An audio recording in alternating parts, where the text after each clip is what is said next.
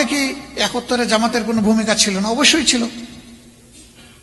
জামাত তখন ফিল করেছিল যে পাকিস্তান ইউনাইটেড থাকা দরকার। তখনও কিন্তু পাকিস্তান, আওয়ামী লীগের বহু লিডার পাকিস্তান সরকারের আন্ডারে চাকরি করেছেন, বেতন নিয়েছেন, এমনকি আওয়ামী লীগের লিডার পরিবারের অনেকে তৎকালীন পাকিস্তানের সরকারের রেশন নিয়েছেন, বেনিফিট নিয়েছেন। আমাদের কোনো আপত্তি নাই, বিপদের সময় এটা সরকারের দায়িত্ব, নাগরিকদেরকে দেখা দেখেছে যে সে কোন দলের, এটা আমাদের দেখার ব্যাপার না। সেগুলো বাস্তবতা। 14 ডিসেম্বর পর্যন্ত বাংলাদেশের প্রায় 90 জায়গায় পাকিস্তানের পতাকা উড়েছে। অফিস আদালতে পাকিস্তানের নামে সবাই চাকরি করেছে। 15 তারিখ থেকে এই সিনারি পুরোপুরি চেঞ্জ হয়ে গেছে। পরবর্তী 2 দিনে ওই পতাকাও নেমে গেছে, চাকরিও বন্ধ হয়ে গেছে। এর আগ পর্যন্ত পূর্ব পাকিস্তানে যারাই কাজ করেছেন তারা পাকিস্তানকে মেনে নিয়ে কাজ করেছেন।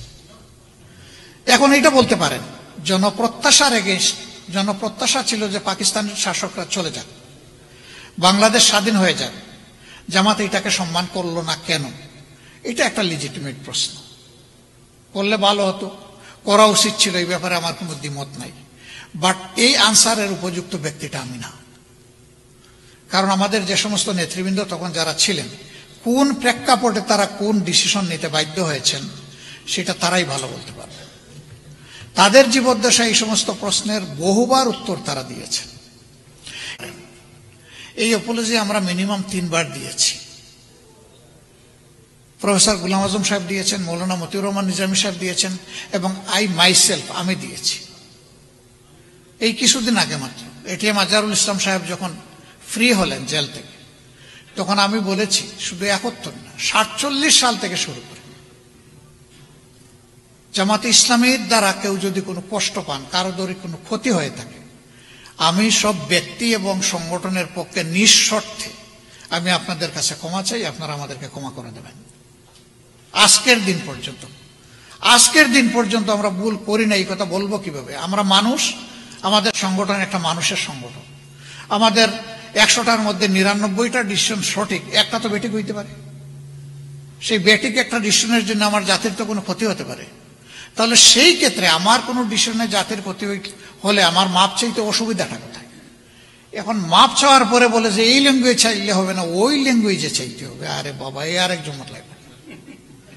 বিনা শর্তে মাপ চাইলাম, কোনো শর্তও দিলাম না, তারপর আর বাকি থাকলো কোনটা এটা তো বুঝি না। আজকে আবার একদম প্রকাশ্যে বলে গেলাম যে 47 থেকে শুরু করে 2025 সালের আজকে কত 22শে অক্টোবরে এখন কয়টা বাজে?